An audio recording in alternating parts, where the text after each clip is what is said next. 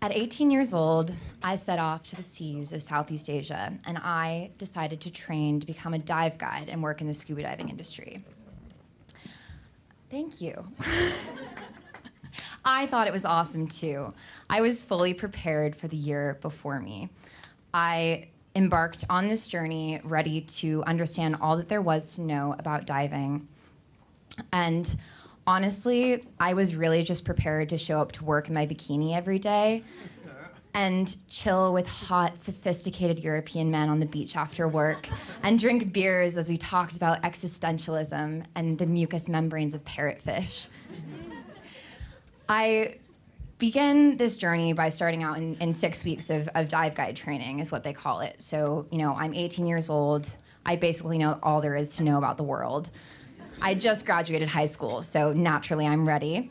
And I begin this 6 weeks of dive guide training, and after I'm done, I know everything there is to know about all the fish under the sea, all the signs of all the fish, and every emergency procedure in the book. I am so ready. I embark on my first day of actually having customers and working and getting paid. And I show up and I honestly feel like a reality TV star on Cruise Ship Confidential, which is, it turns out that's actually a show. And I'm going to spend a week with my customers and my staff on this boat.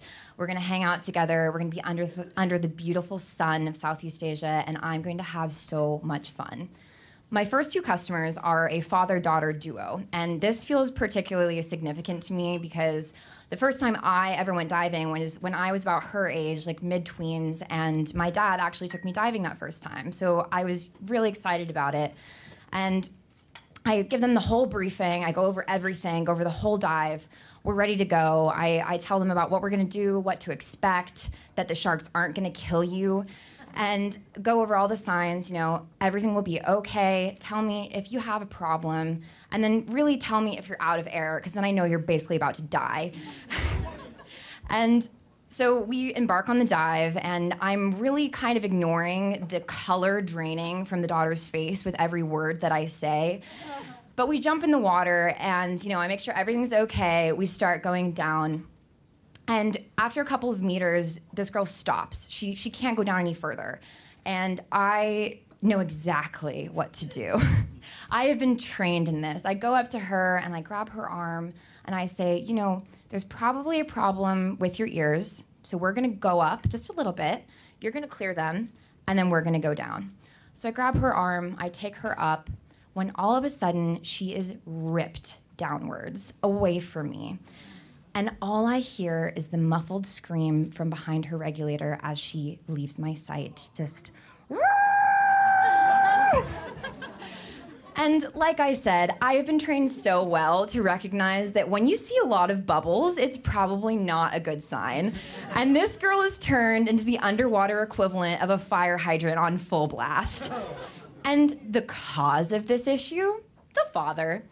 Not only has the father ripped this daughter down so quickly that he has ruptured her eardrums, I know, but he also has ripped off one of her fins in the process that is now gracefully floating away from us in the current. So I swim as fast as I can up to this girl.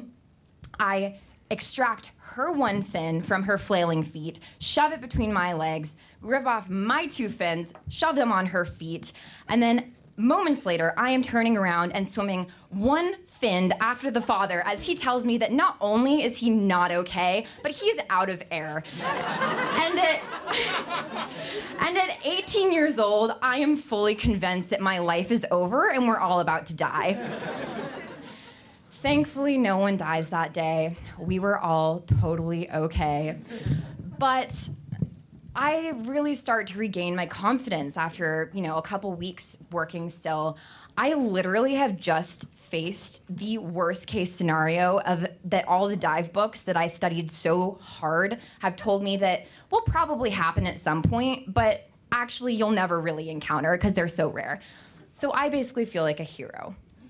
I show up to another beautiful day of diving, and I meet my next customers, and they are a couple that are, don't speak very good English, but they're obviously super, super nervous to dive.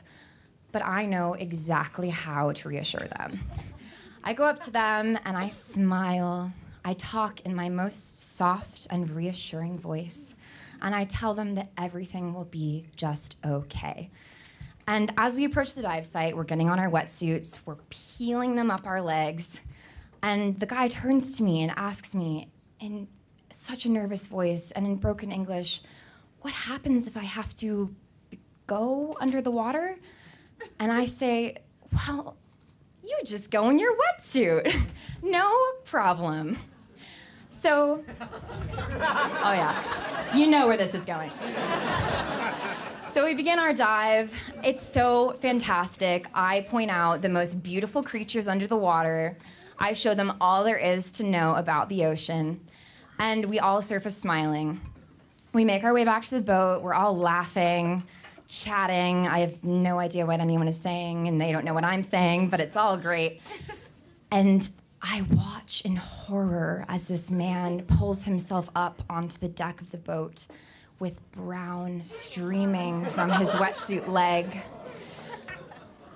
It takes about half a second for me to realize what has happened, another couple of seconds for the crew to realize what has happened, and a full 10 seconds before the captain has recognized what has gone on his precious boat.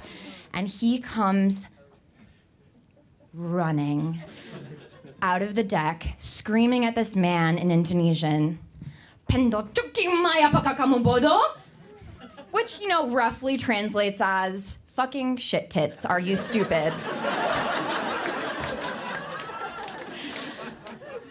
Unfortunately, those were really not my only two experiences with panic divers or shit in wetsuits, whether it be someone else's or my own. But I really pretty rapidly realized that this was not the job for me, and I was not prepared for all of the literal and figurative shit that this job would bring. But I knew that in the next couple of months, I would never be facing those problems again.